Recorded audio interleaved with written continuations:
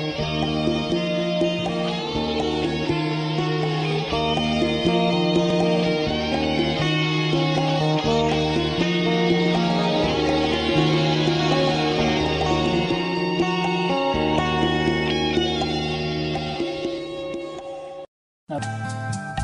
is a jaguar outside my door, stretched out and purring, waiting for more. Strange shade of stone, deep cat-eye green, no way to escape, no one hears my scream. We're going to have some fun with the intro. Have you thought about that? Why don't you start off, since you're always better at intros than I? Thank you. It's taken you 5 years to get to this realization. No, not at all. I've always said that. Okay. And this It's is our taken first... you 5 years to listen well enough to be able to actually hear me What when do you I mean talk. It's taken me 5 years to get to the point when I learn enough to be able to say that. Right?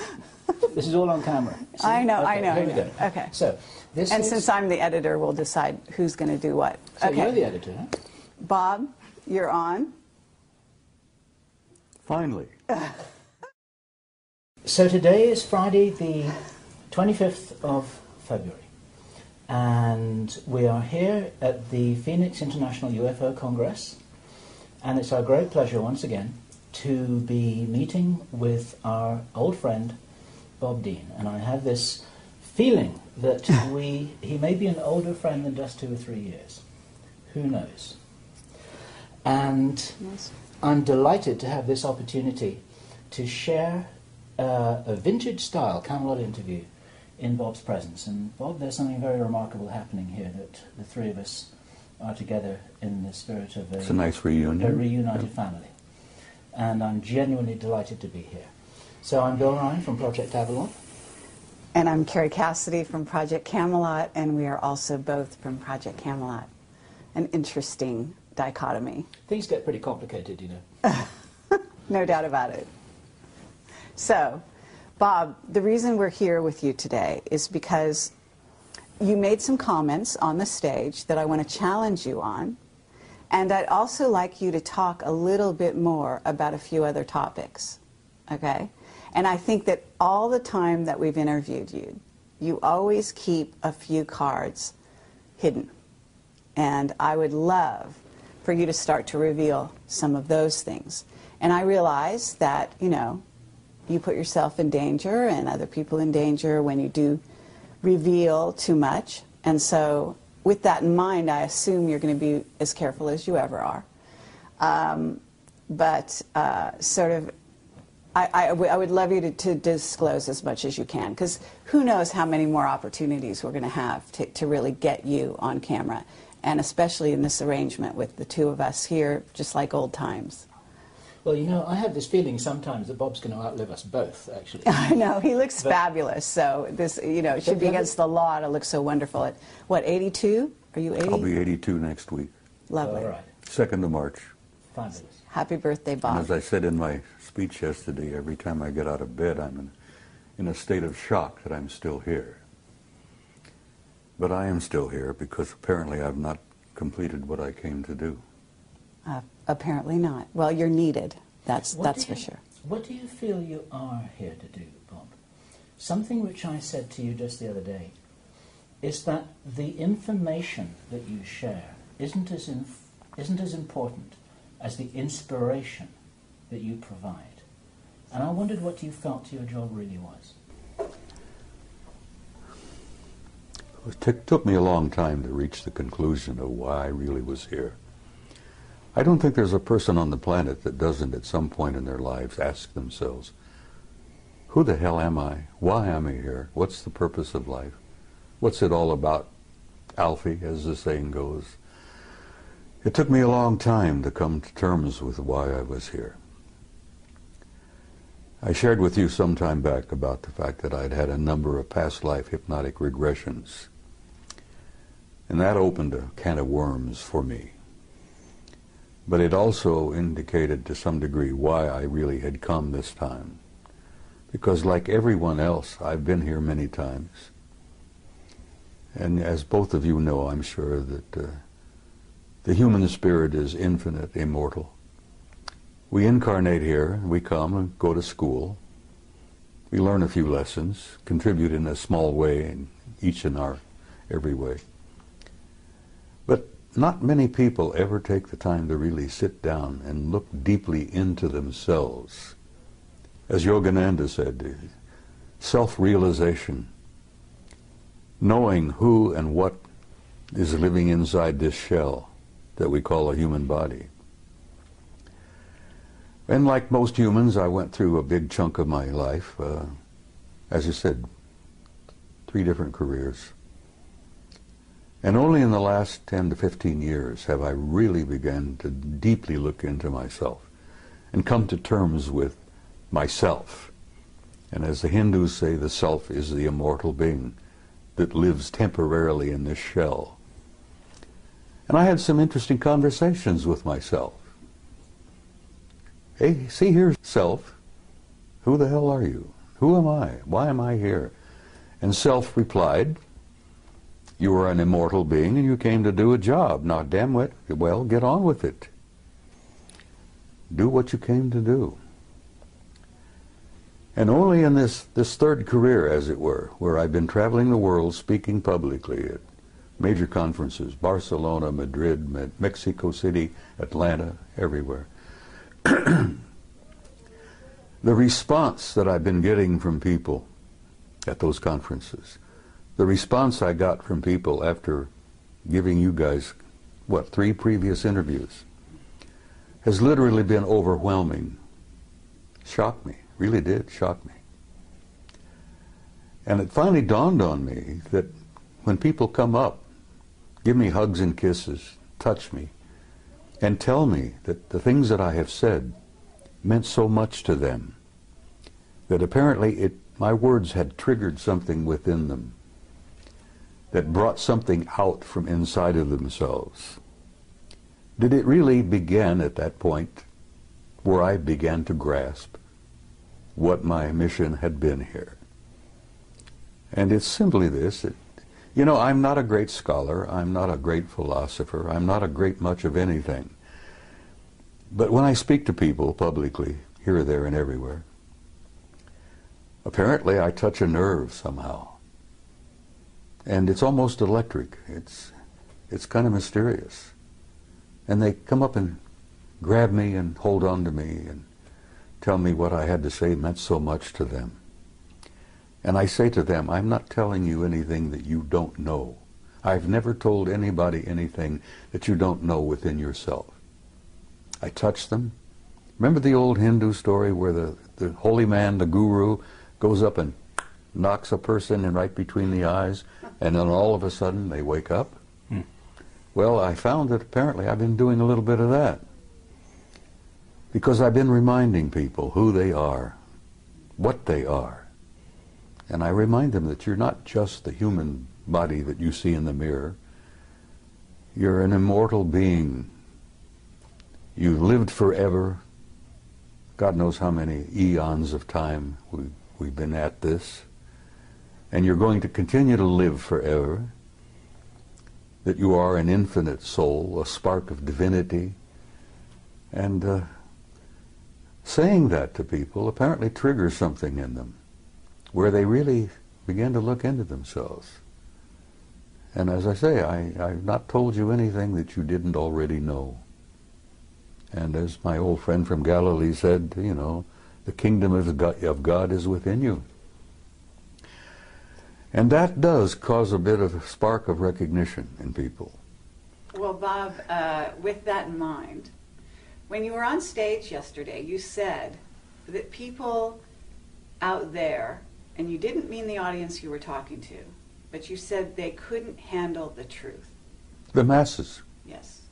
And I actually want to take issue with that because well, we've taken issue with that before. Yes. You are convinced that everybody's ready. No, it's not so much that they're ready. It's that they can deal with it. To know. Well, having the right to know. And judging for them is just what the Illuminati have always done. They have decided what we're allowed to know and what we're not allowed to know. And it's not up to them. It's not up to you, and it's not up to anyone else to determine who is ready to know and who isn't. It's up to them to know. I'm not determining for anybody who's ready. I know, but what I'm saying is, you know, you are a leader, okay? And for you to go on stage and say that they're not ready is not encouraging the people and acknowledging the people out there, the young people especially, who actually out there in the masses don't need to go to a UFO conference in order to prove that they're not only ready, but they've been on that page for a very long time. That's why these sci-fi movies are flocked to by the masses around the world. That's why these shows are watched, because not only do they watch them out of curiosity, but they watch them because they remember. Some of them come in at this time, they're coming in, yes, they're coming in with total recall. Yeah. So all I wanted to say to you is that I believe that there are a lot more ready for the real truth than people in the inside, whether it be on the inside from this sector or far in deep in black projects, are willing to give them credit for. Over the last 20 years, I've noticed a change in human nature. There has been definitely an expansion of consciousness in masses of people all over the planet. And I'm gratified by that. I'm encouraged by that. And I've never determined for anyone whether they were not ready or not. And when I made my comment yesterday, I told you that there are a lot of people here who are ready, but there are many who are not. And I used the analogy of Billy Doo, the native boy from New Guinea. When he was exposed to realities that he had never been prepared to be exposed to, it literally devastated him psychically to the point that the kid died. I understand. He literally starved to death. He died from, dehydration in a jungle that was filled with water and fruit and nuts. But Bob, they've been preparing us, and we've been preparing them because we've been working on the same thing. Disclosure has been happening non-stop now for almost 20 years. Disclosure has been underway, and it's working. Yes. And this is part of it. Exactly. But it's a very slow process. It may or may not be. In other words, it might have been slow for you, and you were one of the fast ones back then because you got access to things that other people to this day don't know about. If you heard my remarks yesterday, I damn near died. The truth damn near killed me. I was not prepared for it. I understand. And I've seen a lot of the world, and I'm looking at the world from 82 years, and you're just a chicken. You're looking at the world, what? I won't even get into it. I know. The point I'm making is I understand what you're saying, but I still stand by my point that the masses are not ready, because every time I go out somewhere to speak, I still run into a few open, old, closed minds, and, fundamentalists of any number of faiths who are ready to fight, and they're ready to, get into... Let me just back up a fraction here, because the people watching this video don't know the Billy Doo story. And I wonder if I can summarize it, encapsulate... I think that it's been out there. I had never heard it before yesterday. Oh, and so there are a lot of other people who hadn't. Well, the Billy Doo story was included in the Brookings study. Yes. The theme here, it's a true story of a young native boy in Papua New Guinea called Billy Doo, and everybody loved him, and they thought that's a special reward for the fact that he was a lovely young guy. They would show him what the real world, the civilized world, the so-called Western world was like. And they took him on a plane, and they took him to Brisbane, Australia, and they took him to see restaurants and cars and supermarkets and shopping malls and television and movie theaters and all of this kind of stuff, and he couldn't handle it. And this is the story that Bob told in his presentation yesterday. My question for you, Bob, is it possible that that could have been done, could have been accomplished in a kinder, more supportive way that would have enabled Billy Doo to handle the truth? Or was he just dropped in it and then left to his own devices without any support? You see, they didn't really intend to do what they did. And you're right, if Billy Doo had been prepared, he might have been able to survive it. Because the shock of the world that he came from, the psychic shock of seeing the other world out there, was more than he was prepared for. The psychic shock, the spiritual shock to that kid, literally killed him. Yes, he could have been prepared, But they didn't understand that at that mission school in Papua.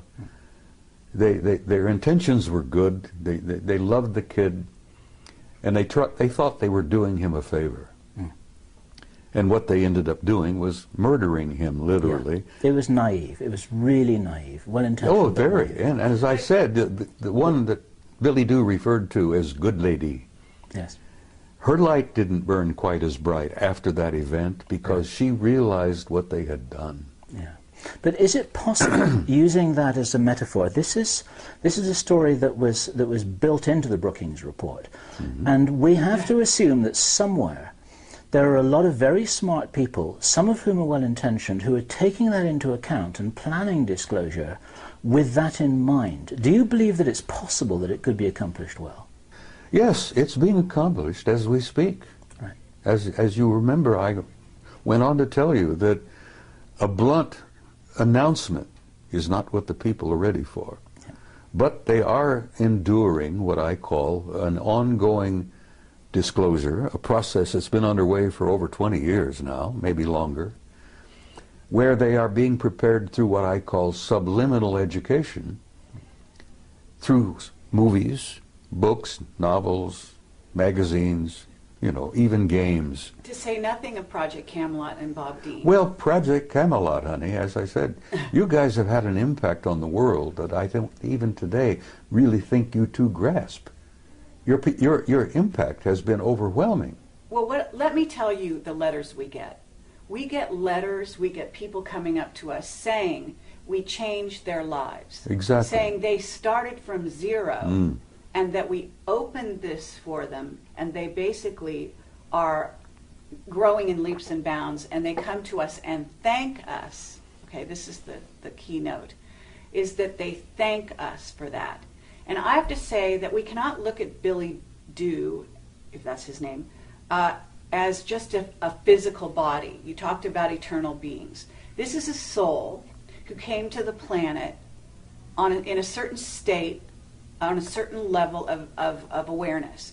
Now, prior to Billy Doo being in Papua New Guinea, he could have been any number of other places, and he was probably a starving to begin with. Yeah. And there's also the aspect that this kind of thing could have been targeted to maybe the person that was least prepared in that group of people that he was among to handle these kinds of things. You see, I think Margaret Mead, who I believe was the one who delivered the story of Billy Doo. Who was an Illuminati, yes. Yeah, she was an incredibly bright lady, and she had had years and years of experience working with primitive societies. And I think she was the one responsible for getting that into the study. Yes. And yes, Billy Doo could have been prepared. And can we hear about the people that this changed in a brilliant and wonderful way, whose lives were saved because of it? Because I had a young woman come to me just about a half hour ago, and she's from Puerto Rico. And she said, I have a child, and he is a crystal child, and you saved my child's life. That's what she said. Well, to me. I'm not surprised. And she said, because you interviewed, in this case, it was Jessica Schaub. Regardless of what you think about Jessica's information, and she was young and inexperienced at the time I interviewed her, but there are children out there who saw the mirror of themselves in her awareness and her willingness to embrace this cosmos of which we are a part. And so what I would submit to you is, here we are in 2011, that human consciousness is almost like an animal that's growing as a unity in leaps and bounds, okay, at this time. And you know that we have incredible energies coming into the earth facilitating this growth at this time, unlike any other time in history. And there are many scientists, people like Paul Laviolette, who can substantiate that scientifically for the people that are listening. But the point is that we can't go back to the Brookings report because it's no longer applicable. Well, if it ever was. It is still national policy, Yes, whether you like it or not. But those are incredibly conservative old men who actually need to be booted out of office. And whether not you running think they should be anything. booted, I agree with you that there are hundreds of thousands of them who should be booted out of office. I've known hundreds of them in my own time. Now, Carrie, I don't disagree with you on what you're saying. That's all. Well, the only disagreement we may have is the timing. Absolutely. Have you noticed the people taking their revolution into their own hands lately? Of course. Okay, these That's people part are of an not expansion. just ready. That's part to of an change the expansion of world. mass consciousness. Exactly. That was inevitable. Absolutely. And some of the philosophers have been predicting that for years and years. And let me tell you something else. You ain't seen nothing yet. And I believe agree- you. I Just agree hold with that. on. I believe you. The next 10 years. I hope the hell I'm not here. I want to go home, really. I'm tired. But the next 10 years are going to confront you with things you wouldn't have dreamed before. Absolutely. Now, Rich Dolan just did a wonderful speech. He did. He always does. Yes, he does. And he talked about the fact that there is a almost separate society out there. There is. You could even call them a rogue secret military group who has created a whole society that is based on technology that is not in the public domain, that is based on concepts, robotics, nanotechnology, Genetic they live- manipulation. absolutely, and they have money galore that they've basically stolen, secreted, taken from drug money, and supported these black projects that we at Project Camelot have been pursuing and interviewing people about. for Projects the 5 years American now. people have been financing for years Absolutely. without even knowing it. So the point I'm trying to make here is that if you look at the earth and you look at humanity, we have two groups. We have a rogue group that is living, maybe we even had a witness that said 10,000 years ahead of this group. So you've got the masses of humanity here, and you've got this rogue group that's flying interluminally. Is that superluminal? Superluminally, right? Right. Outside our solar system. Hyperluminal, whatever you wish to call it. Solar system, etc. They've got bases on Mars and the Moon. You're talking about craft outside the rings of Saturn, which in your presentation, which is fascinating, and I'd love you to address some of that. But the fact of the matter is that we have two groups, and they're hugely divided, Mm-hmm. and that division is to the detriment, very, very seriously, of the masses. You Of see. course. And so it's bridging the gap that we're all about as a world at this time, in my view. Okay, that's what revealing the secrecy is. It's all about taking that river of division and bringing those two sides together. And you're one of the main people at the forefront, the avant-garde, along with Camelot and many other people that we know and respect, to bring those two groups together, to fill in and to reveal that place in between. She makes a good argument, doesn't she? Do you believe that there are enough white hats behind the black curtain to really be able to make a difference now that couldn't have been made 10 years ago? Yes. Right, that's an important thing to say. Some of those will be watching this video because they want to know what you're saying. They want to know what we're saying. What would you say to them? Because you can talk to them personally right now. Listen, I've met some of them, and they have told me that they support entirely what I've been doing. And I shared this with you before, that at one point, some years back, certain individuals, the black hats, put out a contract on me because I had gone from being a nuisance to being a threat. And they literally thought they could eliminate me. But fortunately, I must have had good friends in high places, and at that time I didn't realize what high places my good friends were in, you know. And the word went out to leave me the hell alone. And here I am, at 82, still alive and ornery and kicking. God, I'm getting tired of being here. But the point I'm making is, even the white hats and even the black hats have made some progress along the way. And they've expanded their consciousness quite a bit. Yes, no one's immune from this process. That's right. And so, you know, I basically am very hopeful about the future. The human race, the human species, it has a tomorrow. And I feel that's important to share with people. You know, women with young kids. Will my little child grow up? What kind of a world will my kid grow up in? And I try to reassure them that your kid has a future and that tomorrow is going to be much brighter than yesterday. And some of the white hats and some of the black hats all understand this thing, which is why I'm allowed to continue to focus and travel and do this and that. And I actually have been given encouragement from some of the powers that be.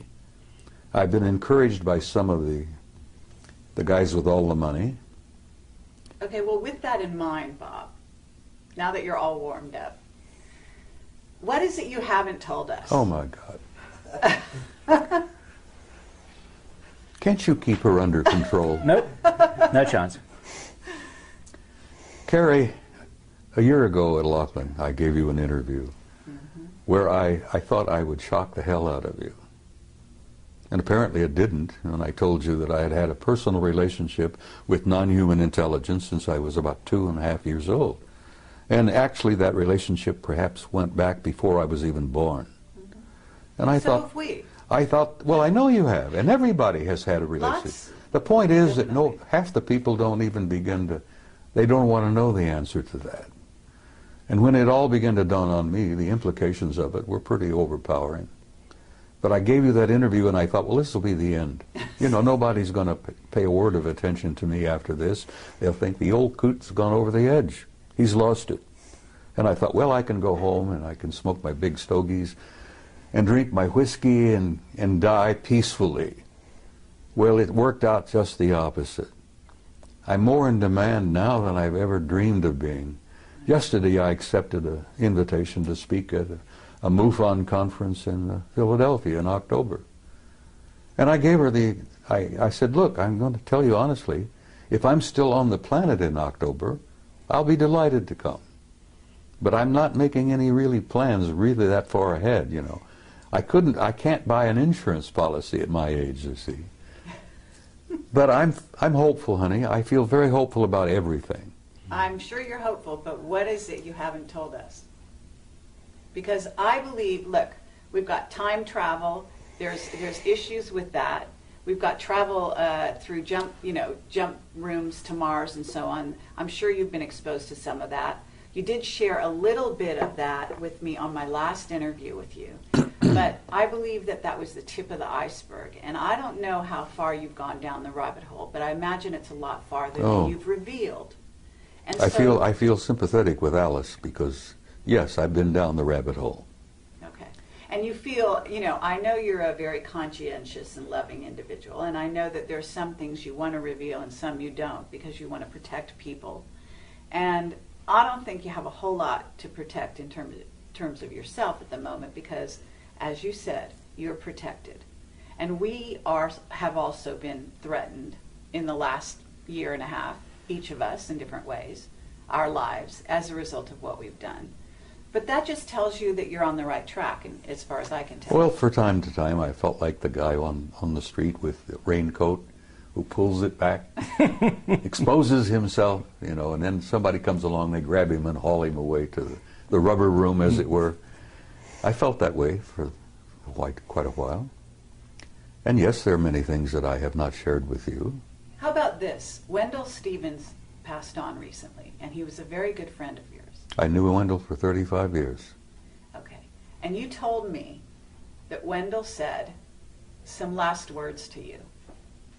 Would you Well, share Wendell that? and I had shared a lot before he got really sick, became ill. I had encouraged him for a long time to admit publicly that he himself had had personal relationship with some of them. And he said, Bob, I can't do that. He said, every ounce of credibility that I've had over the years will go down the tube if I say that. And I understood what he tried to say. He was getting older and he didn't need any bumps in his life before he departed. He was feeling bad and he felt, he knew he was leaving. And he says, I don't need any of that heartbreak and that upset stomach. I've told what I've learned, I've told what I've seen, I've shared the photos, I've spoken at conferences. He literally created this world conference in 1991. The UFO Congress. And I had the privilege and honor of assisting him in putting that together in 1991. And as I've told you before, that's when I really came out of the closet and began to violate my national security oath. I wanted him to hold on and be here for the 20th anniversary. But he went home in September, and I loved him dearly, and I love him still because I know he's alive and well. There is no death, and when you come to terms with that, it's kind of a shock. You know, the people who buy tombstones and buy the little plots in the cemeteries and all that, and I say to them, you guys don't understand, you know, because once the spirit leaves, that's nothing but a husk. Burn it up, sprinkle the ashes, and go on. Imagine how much real estate could be saved if we did away with cemeteries. Anyhow, I'm shaking up some people, I'm sure. There are traditionalists out there who will hear this and think, he's out of his damn mind. But yes, there are things I haven't told you, and there are probably things that I cannot tell you. I think I told you in that interview. What would happen if you did, Bob? Didn't I share with you that they had taken me away for 6 weeks? And that they brought me back 5 minutes after they took me? Okay, I would love you to do that, but I would also like you to say the last words that Wendell told you, because he said some very specific words about what's going on here on the planet. So he told me that from what he'd learned, that we were in for some difficult times. But beyond that? Beyond that, he said, I'll see you tomorrow. Beyond that, though, well, I'm going to reveal it then. I mean, he basically said they're in control. The people, the beings. He knew control. that, and I've said that essentially. Well, you know, how did he phrase it? You know, well, I will go back to my interview with Bob Bigelow, and I'm banging on the table. And this was years ago when I still got frustrated and expressed my, vented my spleen, as it were. And I'm sitting with Bigelow. I bought him lunch, by the way. Now, I'm one of the few people who can say I took a billionaire to lunch. Anyhow, Bob, if you're watching this, you remember our interview, our talk. I'm banging the table because I was so frustrated and aggravated. And Bigelow said, calm down, Bob, calm down. He says, everybody has an agenda. And I said, yes, that's one of the things I'm angry about. Everybody's got their own damned agenda. And he says, Bob, there's only one agenda. Only one agenda. And I says, what is that? He says, it's their agenda. Always has been, is, and will always be until we grow up. Now, Bigelow shared that with me. Wendell shared that with me. He said he'd learned that, there's only one agenda. They're not only merely in control, they've been in control from the beginning. And they are controlling disclosure. Okay, and they are deciding whether the masses are ready or not. And who is they? Sweetheart, there is indeed a galactic federation. You may think that's a joke, you may think that's a little funny thing from the Star Trek series and all that. There is indeed a galactic federation. And the headquarters is not even in our galaxy. Now you put that in your pipe and smoke it. That there is a federation of advanced intelligence in beings throughout the universe, and the latest figure, 200 billion planets in our galaxy, 200 billion galaxies in the universe. It's probably much, much more. But there is a federation, there is a control, there is a purpose, there is an agenda, and the survival of this species on this tiny zoological garden is important to them. And they are in control of disclosure. They could end it tomorrow if they chose. They'll end it when they have determined that the masses on the planet are ready, and not one instant before will a disclosure literally, in the big way, take place. Now, as I pointed out to you also, it's been my experience, and I've had first-hand experience with this. I've never spoken at a conference in the last 10, 15 years where there wasn't at least one or two of them in the audience. And like Ingo Swann, I've developed the ability to spot them. And I've even had them come up to me. And I think I shared this with you on that interview, where they come up to me after a presentation, shook my hand, and told me how much they appreciated what I had to say. And I've learned that they attend these conferences not to listen to what the speakers have to say, but they're monitoring the response of the audience to what the speakers have to say. Sure. Because they're monitoring of us, their evaluation of our condition is incredibly powerful. There are a bunch of outstanding experts in that group. And as I said, they've been with us since the beginning of time, literally. They created us initially. They genetically manipulated us. They plucked those golden apples and turned us into what we are. Now that process is still underway. Those golden apples are still being manipulated, and we're learning to do that ourselves. Right. But I will say to you again, the psychic shock of learning all of this all at once would be like Billy Do. People would, and I've run into them too, honey, and they don't want to know the truth. There's a gut feeling in many people, knowing spiritually, I think, that the truth is more than they can handle at this moment. Mm. You see, what I heard Bob saying yesterday, he didn't say that, listen, the movement towards disclosure is something that is ill-considered and unwise and people have got to be kept in the dark forever.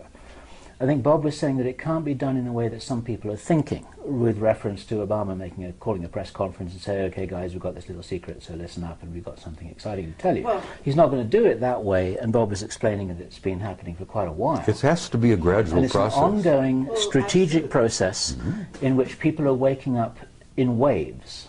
And the ripple effect is actually supporting the disclosure movement, and we're part of it, and other people are part of it, and Bob's part of it. Exactly. And I think all Bob was saying was that it's not happening in the way that some people naively think. Is that? That's exactly what I was trying to say. They're not going to be Billy Do. They are the ones with the agenda. But actually, I actually want to challenge that. Okay? Well, challenge away, kid. Because, no, it's an interesting concept, and it actually could be debated. In other words, what's the level of free will of this humanity? Because at certain stages in its development, this may be true. They are in control and have been in control. And Wendell knew that before he died. Right. And it depends who we're talking about, they. But I would submit that this humanity that is waking up is about to take those reins into their own hands. They're waking up. And that is exactly what some of those groups are very afraid of. Some of them? Yes. Well, perhaps. Because there are groups multidimensional beings. Carrie, there are people out there, intelligences out there that don't like us very much at all. Exactly. Like the two scientists that shared this with my retired commander from the Navy. He was a fusion specialist. What is it? The other element, the other level of reality? I forget. I'm having one of those senior moments. You will forgive me. Are you talking about free energy? Are you talking? Yeah, well, yeah. He was talking about. He'd worked alongside of a couple of those guys from along. Cold fusion. Hmm? Cold fusion. Well, it's a form of that, yeah. But before he retired, and he was leaving the laboratory just outside of Las Vegas, which he didn't want to be specific about, and I concluded he was talking about S4. Mm-hmm. He'd worked alongside of a couple of them for some time. And as he was leaving, he said, "Tell me what you really think of humankind." And the one chap said to him, "Well, since you asked." And these were the guys that worked side by side for a few years. "Since you ask, we consider humankind primitive, savage, and dangerous animals." And the scientist said, "I can't disagree with that, because I look upon the masses of humanity as primitive, savage, and dangerous animals myself." And that's when the other one injected a little bit of humor into the conversation and says, "You also smell bad. You stink." And the commander says, "You know, I took my shower this morning," and he's trying to, and they said, no, it's something about your human nature. It could be part of your diet, it could be the way you think. He says we call it kind of like an auric stench. We find it very discomforting. But nothing, no personal criticism here. And the commander says, well, I appreciate you being candid with me, thank you. And he went into retirement, and he speaks out very carefully.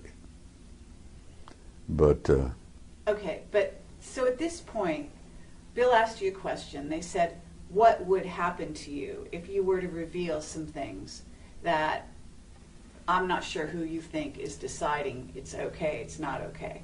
But what do you think would happen to you at this point? Because I've got some people telling me that now there's levels of controllers, and when you talk about Galactic Federation, you talk about the Guardian Alliance, or whatever you want to call them, those are a certain level. Then we have the ones that are actually here on the planet who are doing things like knocking people off because they do reveal truth. Okay? And well, those guys are not doing that very much. Most of knocking people off are some of our black shadow government people. Exactly. So I'm asking you, if right here and now you know what you can say and you know the limits of that, I'm sure. I can say almost anything now.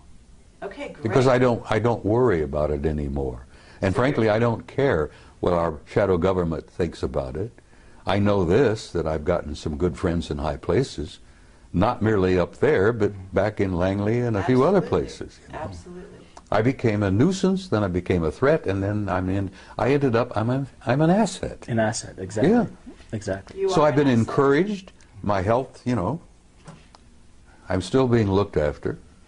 I'm still being invited, and I joked with, I think you maybe, about, I don't travel anymore, cabin class.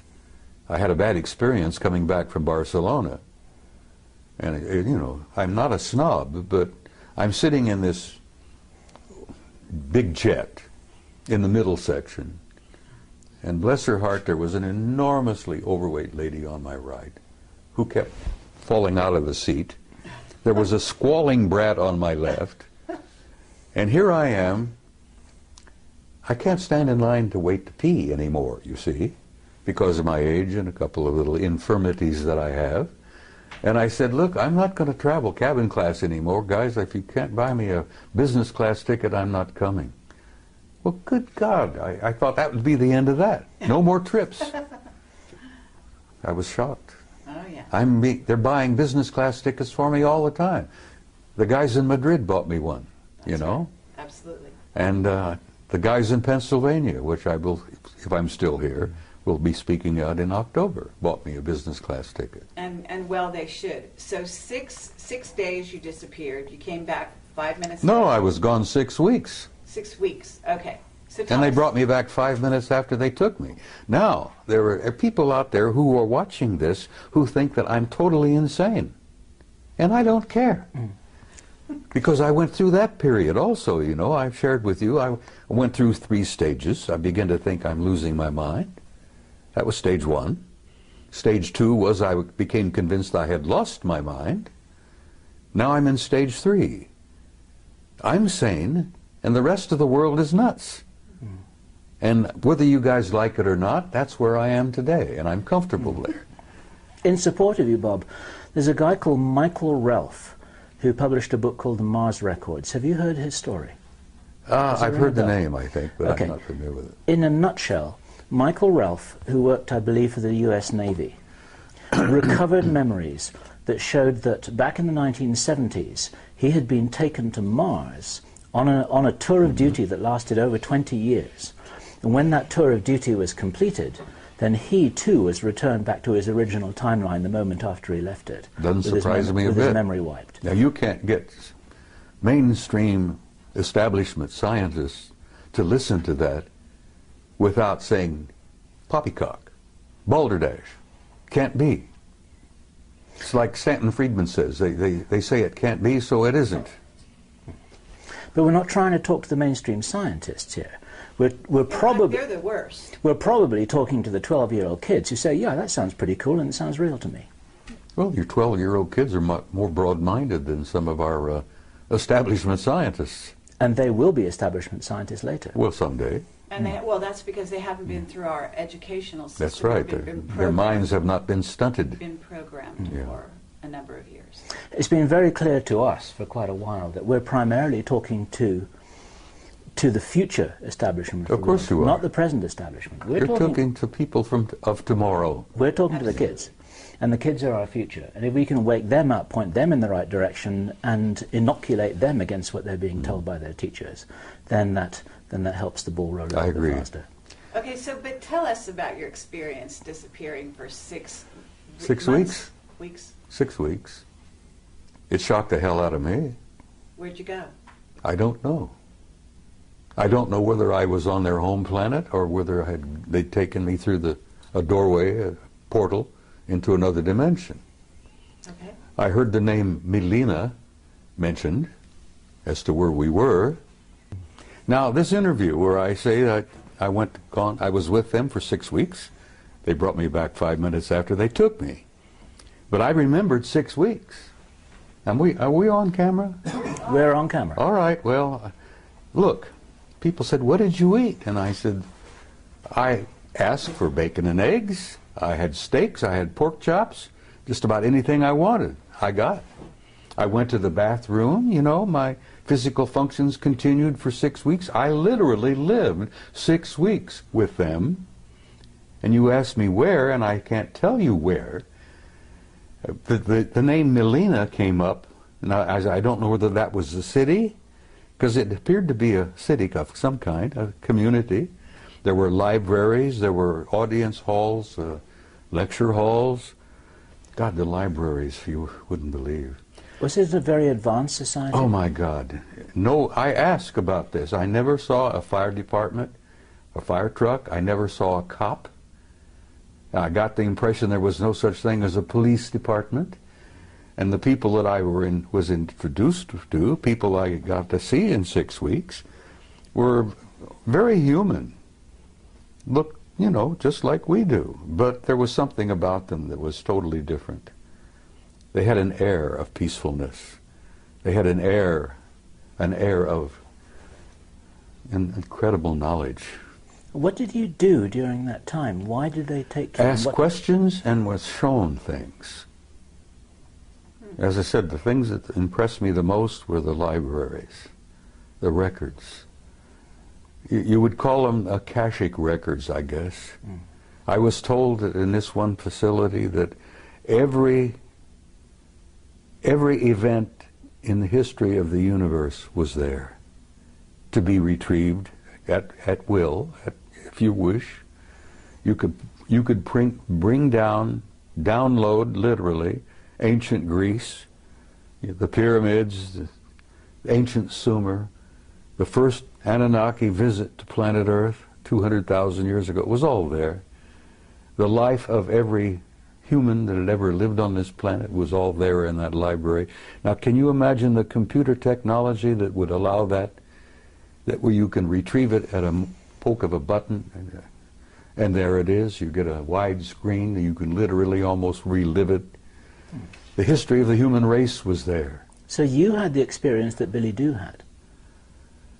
I was shocked. Bill, I damn near died. It was not what they were sharing with me and what they were showing me, it was the shock of coming back.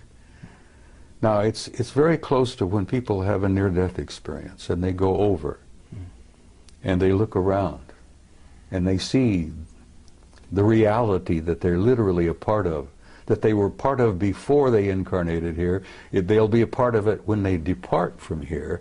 But when you see that, I don't think, most of the people I've talked to who've experimented with near-death experiences, very few people want to come back. Some people have begged to stay there. Yep. Now, the shock is coming back and comparing what I had seen with what I've got here. Yep. Now, I've got a body that's beginning to fall apart on me. It's not a lot of fun. It's painful. I look around and I see the heartbreak, you know. Not only do I see the war, I have the grandson who's dying from wounds he received in Iraq. I'm growing older. I'm losing all my old friends. They're going home. Wendell was happy to leave. I won't say that tomorrow night in the ceremony involving him, but he was ready. He told me a year ago, Bob, I'm tired. I want to go home. And he knew where home was. But the shock, the psychic shock that I have experienced, and I told you on that, spoke yesterday, why I use the story of Billy Doo, because literally it happened to me. The psychic shock of seeing what I saw and being exposed to what I had been exposed to and coming back here. It damn near devastated me. You're saying recently it devastated you, or are you talking about your original exposure? The whole thing, honey, has devastated me. I've been through 3 wars. It's also enlightened you. You know, it's oh yeah, also made I you think a that lot was the purpose of wiser. taking me. Yes. Yeah, they shook me up, physically and spiritually. There's a book called Don't Fear to Kill a Dead Man. That's the title. Don't what? Never fear to kill a dead man. Huh. You know, humans, before you're awakened, for all intents and purposes, You're asleep. you're asleep. Mm-hmm. Well, It's I've been a form of asleep. death. Yeah. I've been asleep. So You know, it's a I had shock to I've had wake 3 up. marriages. I fought in 3 wars. I've had 3 careers, and I jokingly say, make that 4 wars after looking at my 2nd marriage. Anyhow, the What shock year of coming back and What year was this, Bob? What year did it happen? oh in your God, life? it was somewhere around. I started speaking publicly in '91. It must have been in the early 2000s, 2002 or 3, somewhere in there.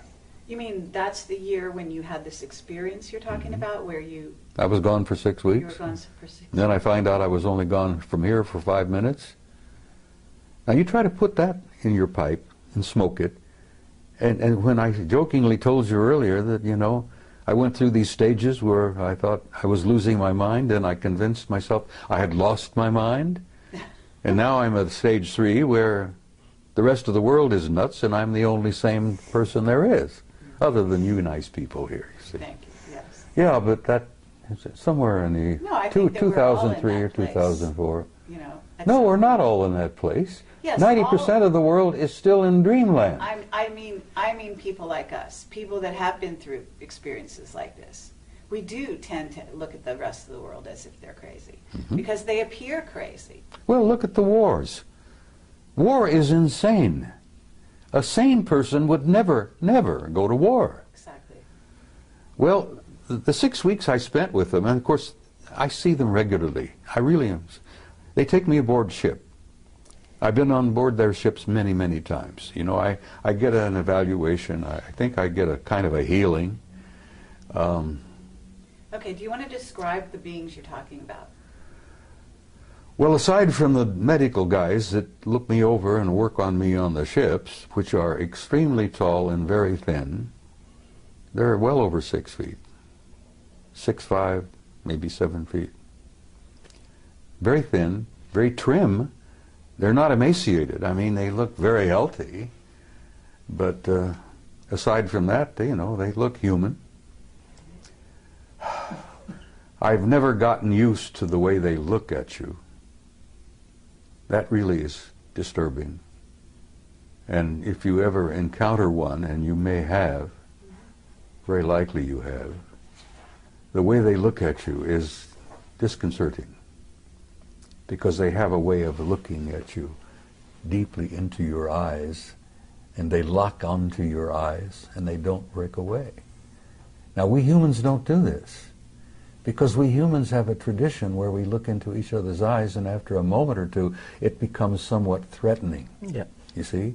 So we human tradition is, don't look into someone's eyes because you're a threat. Yeah. Well, they look into your eyes and they look Or through unless you. you're in love with them. They look literally like they're reading you. And I found out that that's exactly what they're doing. Sure. And every time I've face to face with one and they look into my eyes, I find it kind of an awkward situation. And they don't look away. And you know that they're looking right through you and reading every damn thought you've got. Now that's disconcerting. But I assume that when they do that, it's in a non-judgmental way. Oh, they don't judge you. They don't have to judge you.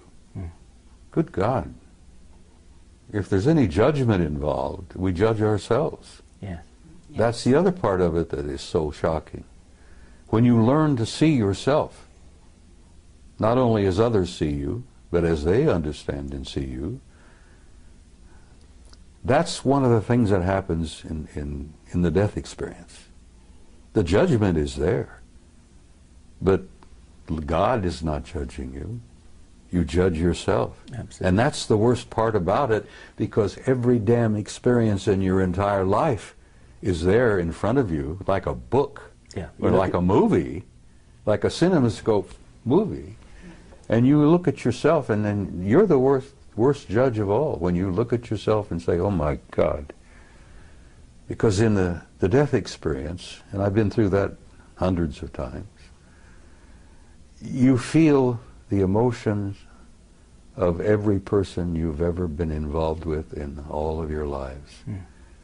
Every hurt that you've ever given someone else, every insult that you've ever given anyone else. You judge it, you see it, you feel it, you literally feel it, you relive it. Well, visiting with them is almost like a near-death experience. But the psychic shock is coming back and comparing what I saw with them and what I have to see here every day. Little kids on the street that are hungry, people waging war, the people being gunned down in Tripoli by Gaddafi. And I've learned over the years to look around and pay attention. I don't miss very much. I've trained myself. And when you see that and you feel it, and it breaks your heart to see that and to feel that. And then you understand, I think, why I want to go home and where I'm tired. I really am. But I'm going to hang around a little longer because I have been told to. And you're a guiding light to many people. I had one of the best compliments I've ever received yesterday. A young man came up to me and he says, you know, you're a bridge builder. Mm-hmm. And I says, that was the origin of the old word pontiff. You know, with the Pope? Yes. The pontiff? A bridge builder. Sure. People don't know that. Many people, even most Catholics don't know that pontiff means builder of bridge, builder of bridges. And that was a compliment, and I gave him a hug and I thanked him for that. Because that told me that, yeah, maybe I've been accomplishing a few things. Maybe you've done more than you think. Well, if you say so, but I'm holding on to enough ego to live. Because you can't survive on this planet without a little bit of ego. But I don't think I have any vanity left. Well, for every person who comes up to you in person to give you a compliment, there are 1,000 or 10,000 who don't, and who feel the same thing and they never communicate to you. This is what we've discovered. Thanks to you two guys. As I said, you turned me into a damn celebrity, and I didn't want to be. All we did was take a camera and point it at you. And the rest is history, as they say. Some of the vegetarians who are watching this, perhaps, will say, shame on him. Bacon and eggs, ham, pork chops, and all that. It's been my life, for God's sake, you know. Well, they fed me bacon and eggs, ham, pork chops, steak, anything I wanted. And people have said, when I've shared this with a few, were you perhaps eating vegetarian and didn't know it? Maybe they made you think you were eating steak. And I said, well, maybe they did, but it sure as hell tasted good. Tasted like a good T-bone to me. And the bacon and eggs were superb. Well, what did they eat? Well, I'll be frank with you, I don't know. I never watched them eat. They never ate in front of me. But they sure as hell looked healthy. So not any of them had missed many meals. Did this experience only happen once, Bob? That experience, being gone 6 weeks and taken there wherever I was, as I told you, I didn't know whether I was in a city, on another planet, or wherever. Maybe I didn't slip through a portal into another dimension. Okay, Bob. That happened once. But I've been aboard their ships many times, and I've met many of them face to face, almost regularly. Now, I get into an altered state in the middle of the night. I've been doing a lot of remote viewing. And I can put myself in an altered state, like Ingo Swann, Joe McMoneagle. And I go out. But sometimes, when I'm in that altered state, they come in. And I've chided them for this, and other people who've had this experience will agree and understand what I'm saying. I've chided them with this. They pour information into my head that's like Niagara Falls. I mean, it comes pouring in, and I'm almost unable to deal with the volume of it. But I've asked for that, so I can't complain about it. But it Information about what, Bob? everything. Life, death, infinity, tomorrow. Yesterday I told you in an interview that I've come to a point where I really can't tell the difference between yesterday, today, and tomorrow. Because with my recall of past lives, that is as vivid as living again. Sure. And here I am at this moment in time, in this place, going through this. And then I've seen the future. What have you seen in the future, Bob? Well, the thing that keeps me hopeful and positive is that I've seen a gorgeous future. I've seen a beautiful future for the human race. I've seen a future for this species like I saw at Melina for 6 weeks of what it can be. Could you describe that for the people watching this video for whom a positive vision would be so valuable for them to join you in Well, I creating? try to say it, Bill. I try to say it repeatedly when I'm at a conference, that you're in for difficult times. That's what living on planet Earth is all about. It's a tough school. And I've said to people, and many people understand exactly what I'm saying, when you're going to school on planet Earth, you're in one of the toughest schools in the universe. And if you get a certificate from planet Earth, hey, I have a silver certificate. They showed me on Melina that I have a silver certificate. One day outside the lecture hall, took me to the library, and there was a table with scrolls all over the table. And they picked one up and said, "This is yours." And it was wrapped in a silver binder. And I intuitively said, "But I want one of gold," being an ornery cuss as I am. And they said, "Not yet. This is, you've earned this." I gathered that I matriculated enough to have a silver certificate, but I haven't got the gold one yet. Now, when you get the gold one, you graduate. Right. Well, And that was a few years ago. Yeah, Maybe you're working on your gold one at this time. well, What's the future, Bob, that you would like to leave people with, to envisage as being a real possibility for all of us to share? well, it's difficult, Bill. I mean, you try to put it into words, because so much of my conversations with them has been talk about subliminal. It's been a psychic exchange where they show me and share things with me where words are never needed. I think you understand what I'm saying here. I understand what you're saying. I guess it's a type of telepathy.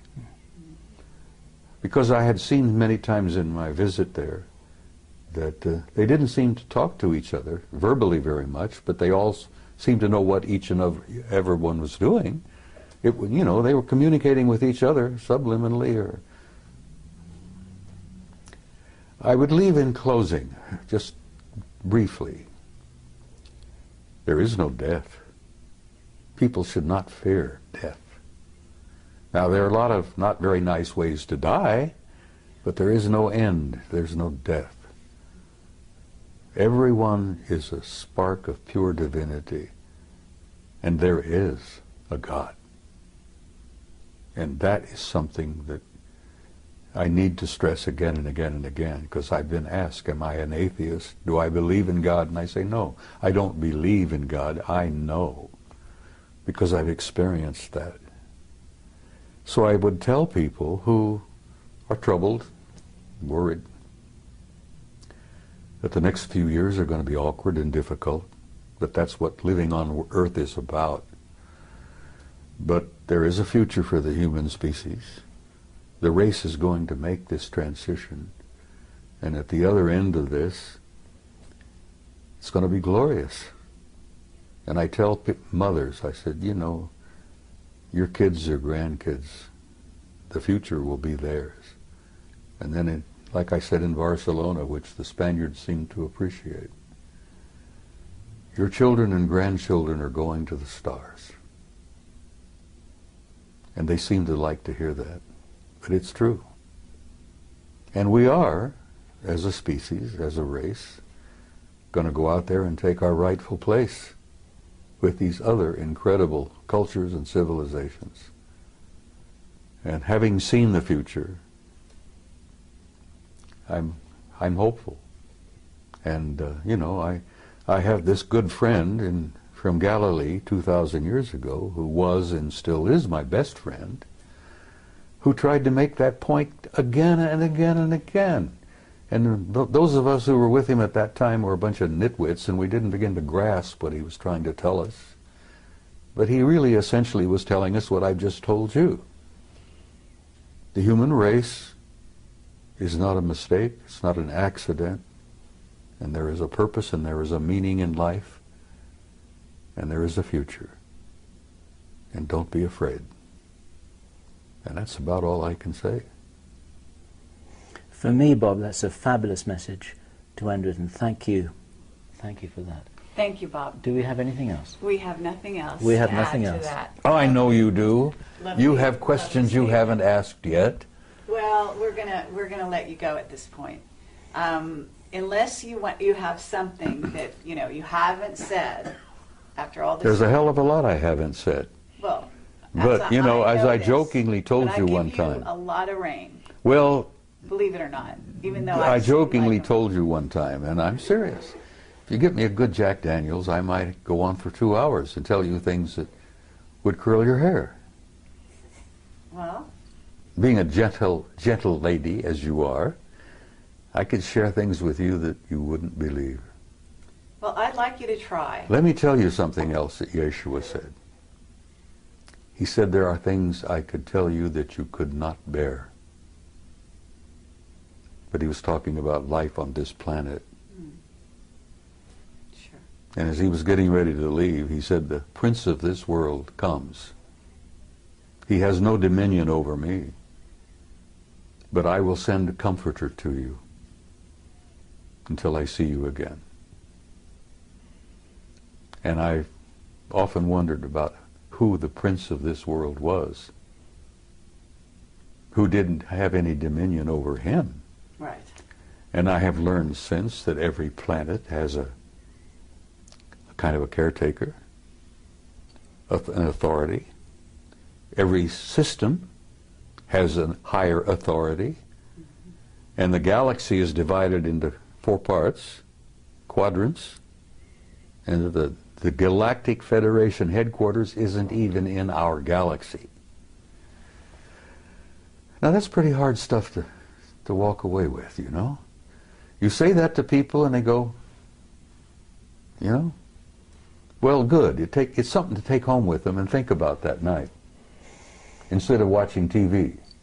Okay, but gotta understand that if you're doing any of that, you're watching TV, you're watching movies, you've been on the internet, certainly, then there's all kinds of information of that sort out there now.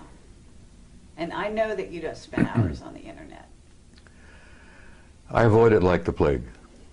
So Let me I tell have you- to tell you that that information is not a shock whatsoever. Well, let me tell you something that might shock the hell out of you, and maybe it won't, because you're a pretty bright kid. What if you were to tell the average guy out there that this is a hologram? That's out there. We know that. See? No, It doesn't the bother average you. guy out there. You've prepared yes. yourself. What if I told you that what you think you see as a reality is not reality at all, it's an illusion? And then even further, what if I were to infer to you that all of this is part of a program? I know you're familiar with the movie The Matrix. Sure. Okay, well, you're pretty close. Shakespeare tried to make it clear, and I always convinced that that guy was one of them. He was a genius. I'm not even sure the guy we think of as Shakespeare was Shakespeare. There's some indications that it was someone else entirely. That's Yeah, right. but somebody wrote it. Anyhow, I always like the analogy of the play. You're a player in a play. That's right. You come in stage right, you prance about with your toy swords. You make love, you know, you go through all this. You have heartbreaks, misery, feuds, fights. God, all the plays together, bring it together. And then after it's over with, you exit stage left. And the audience out there in the universe calls for author, author, author, you know. Well, I happen to know there is an author, and there is a producer, and there is a director. I haven't met the original author yet, but I know him, I know of him. But we're all living a play. Yes, but we're also co-creators of that play. Oh, when you're in the middle of the stage, and you know, you're following the script as it were, but you're, what's the word? Improvising. Improvising, adding your own words. Ad-libbing. Ad-libbing, yes. You're doing a lot of ad-libbing, and the degree of your ad-lib depends on how many lifetimes you may have lived. But we're in a play, kid. This interview is just a tiny chapter in a much larger play. Is there any other little pieces of information that, you know, because that's where the wider you open the door for people, the more they are able to go through the door and carry on from here. It's like passing a baton. So you can pass the baton anytime. I'm not quite ready yet to pass the baton. All right. But And I'm going to there's tell you steps. that there are things I probably could share with you, which I have not. And I'm going to save one or two of those for maybe another interview. Okay. Fair enough. We're not going anywhere. We're gonna be here for you anytime you ask. Right here, today, tonight, there are people going on that stage. Just before we telling came lies. here, you saw in a classic example of, what is it? Obfuscation? Obfuscation. An elderly gentleman, a Terrible. retired military officer, tap dancing all over the damn place. Exactly. Yes. And he didn't fool anybody. No. So that's Least what I'm of all- saying. Right the scales. Throw out some truth. I did. Yes, you did, but you don't. Life is everlasting. Life is infinite. No, not the philosophical. You're an immortal line. being. Well, those are the only things that really interest me anymore. I know. I hear you. I know what you're looking I for. don't You're have looking any for the Jack down Daniels and dirty right this stuff about politics, the military-industrial group, the shadow government, the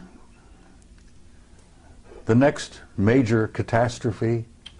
Well, I wasn't going to ask you to predict the future. That I wasn't going to do. Well, I already did. The future is Yes. bright, but there's some Absolutely. The bumpy. very long There's a range, bumpy that's road very between safe. now and I hear then. you.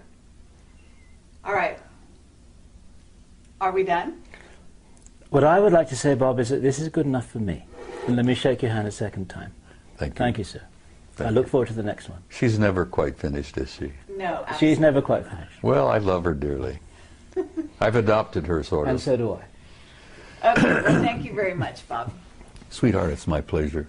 You take care, and we'll come and share some Jack Daniels and talk to you off camera. Is it permissible for badger me you to some sip more. Jack Daniels on camera? Sure. Well, okay, we'll do it next time. All right. Watch out, because I'm gonna hold you. Closer I get to departure, I might share a couple of things Okay. Well, with you you. have my number.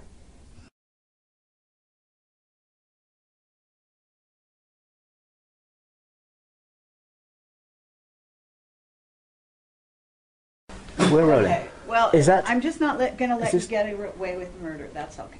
Oh, Bob. Oh, I would never think of that at all. Yeah, right. It's I'm a- just that, you're kind of a wily old guy. Go ahead, use the word you were thinking of. Yes, a wily old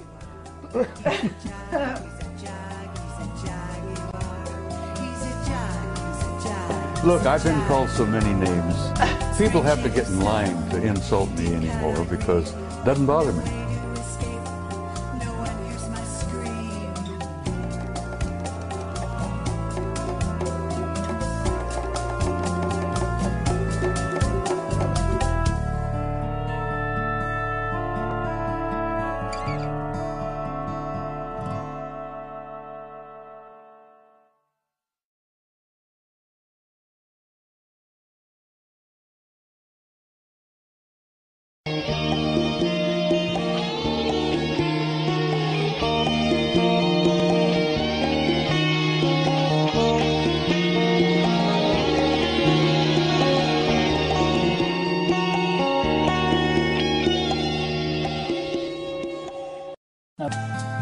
There is a jaguar outside my door, stretched out and purring, waiting for more. Strange shade of stone, deep cat-eye green, no way to escape, no one hears my scream. We're going to have some fun with the intro. Have you thought about that?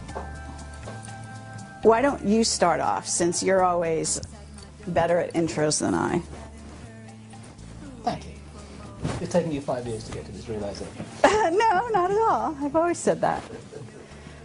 Okay. And this It's is our taken first... you 5 years to listen well enough to be able to actually hear me What when you I mean, talk. It's taken me 5 years to get to the point when I learn enough to be able to say that. Right? This is all on camera. See? I know, Okay, I know. Here I we know. go. Okay. So, this And is... since I'm the editor, we'll decide who's going to do what. So Okay. you're the editor, huh? Bob, you're on. Finally. So today is Friday the 25th of February, and we are here at the Phoenix International UFO Congress, and it's our great pleasure once again to be meeting with our old friend Bob Dien. And I have this feeling that he may be an older friend than just 2 or 3 years. Who knows? And Yes. I'm delighted to have this opportunity to share a vintage-style Camelot interview in Bob's presence. And Bob, there's something very remarkable happening here, that the three of us are together in the spirit of It's a nice reunion. a reunited family. And I'm genuinely delighted to be here. So I'm Bill Ryan from Project Avalon. And I'm Carrie Cassidy from Project Camelot, and we are also both from Project Camelot. An interesting dichotomy. Things get pretty complicated, you know. No doubt about it. So, Bob, the reason we're here with you today is because you made some comments on the stage that I want to challenge you on, and I'd also like you to talk a little bit more about a few other topics, okay? And I think that all the time that we've interviewed you, you always keep a few cards hidden. And I would love for you to start to reveal some of those things. And I realize that, you know, you put yourself in danger and other people in danger when you do reveal too much. And so with that in mind, I assume you're going to be as careful as you ever are. I would love you to disclose as much as you can, because who knows how many more opportunities we're going to have to really get you on camera, and especially in this arrangement with the two of us here, just like old times. Well, you know, I have this feeling sometimes that Bob's going to outlive us both, actually. I know, he looks fabulous, so this, you know, it should be against the law to look so wonderful. At, what, 82? Are you 80? I'll be 82 next week, Lovely. All right. 2nd of March. Fabulous. Happy birthday, And Bob. as I said in my speech yesterday, every time I get out of bed, I'm in a state of shock that I'm still here. But I am still here because apparently I've not completed what I came to do. Apparently not. Well, you're needed. That's for sure. What do you feel you are here to do, Bob? Something which I said to you just the other day is that the information that you share isn't as important as the inspiration that you provide. And I wondered what you felt your job really was. It took me a long time to reach the conclusion of why I really was here. I don't think there's a person on the planet that doesn't at some point in their lives ask themselves, who the hell am I? Why am I here? What's the purpose of life? What's it all about? Alfie, as the saying goes, has literally been overwhelming. Shocked me, really did shock me. And it finally dawned on me that when people come up, give me hugs and kisses, touch me, and tell me that the things that I have said meant so much to them, that apparently my words had triggered something within them, that brought something out from inside of themselves. Did it really begin at that point where I began to grasp what my mission had been here? And it's simply this. You know, I'm not a great scholar, I'm not a great philosopher, I'm not a great much of anything. But when I speak to people publicly, here, there, and everywhere, apparently I touch a nerve somehow. And it's almost electric. It's kind of mysterious. And they come up and grab me and hold on to me and tell me what I had to say meant so much to them. And I say to them, I'm not telling you anything that you don't know. I've never told anybody anything that you don't know within yourself. I touch them. Remember the old Hindu story where the holy man, the guru, goes up and knocks a person in right between the eyes, and then all of a sudden they wake up? Well, I found that apparently I've been doing a little bit of that, because I've been reminding people who they are, what they are. And I remind them that you're not just the human body that you see in the mirror. You're an immortal being. You've lived forever. God knows how many eons of time we've been at this. And you're going to continue to live forever. That you are an infinite soul, a spark of divinity. And saying that to people apparently triggers something in them, where they really begin to look into themselves. And as I say, I've not told you anything that you didn't already know. And it took me a long time to come to terms with why I was here. I shared with you some time back about the fact that I'd had a number of past life hypnotic regressions. And that opened a can of worms for me. But it also indicated to some degree why I really had come this time. Because like everyone else, I've been here many times. And as both of you know, I'm sure that the human spirit is infinite, immortal. We incarnate here, we come and go to school. We learn a few lessons, contribute in a small way, in each in our every way. But not many people ever take the time to really sit down and look deeply into themselves. As Yogananda said, self-realization, knowing who and what is living inside this shell that we call a human body. And like most humans, I went through a big chunk of my life, as I said, 3 different careers. And only in the last 10 to 15 years have I really begun to deeply look into myself and come to terms with myself. And as the Hindus say, the self is the immortal being that lives temporarily in this shell. And I had some interesting conversations with myself. Hey, see here, self, who the hell are you? Who am I? Why am I here? And self replied, you are an immortal being and you came to do a job. Now, damn it, well, get on with it. Do what you came to do. And only in this third career, as it were, where I've been traveling the world speaking publicly at major conferences, Barcelona, Madrid, Mexico City, Atlanta, everywhere. The response that I've been getting from people at those conferences, the response I got from people after giving you guys, 3 previous interviews. My old friend from Galilee said, you know, the kingdom of God is within you. And that does cause a bit of a spark of recognition in people.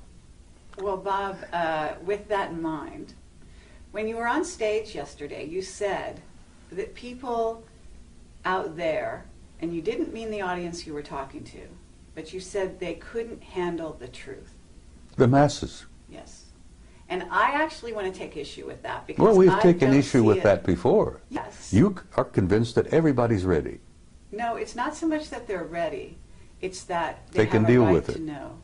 Well, having the right And to know. judging for them is just No. what the Illuminati have always done. They have decided what we're allowed to know and what we're not allowed to know. And it's not up to them. It's not up to you, and it's not up to anyone else to determine who is ready to know and who isn't. It's up to them to know. I'm not determining for anybody who's ready. I know, but what I'm saying is, you know, you are a leader, okay? And for you to go on stage and say that they're not ready is not encouraging the people and acknowledging the people out there, the young people especially, who actually out there in the masses don't need to go to a UFO conference in order to prove that they're not only ready, but they've been on that page for a very long time. That's why these sci-fi movies are flocked to by the masses around the world. That's why these shows are watched, because not only did they watch them out of curiosity, but they watch them because they remember. Some of them come in at this time, they're coming know. in, yes, they're They know coming in in their with heart. total recall. Yeah. So all I wanted to say to you is that I believe that there are a lot more ready for the real truth than people in the inside, whether it be on the inside from this sector or far in deep in black projects, are willing to give them credit for. Over the last 20 years, I've noticed a change in human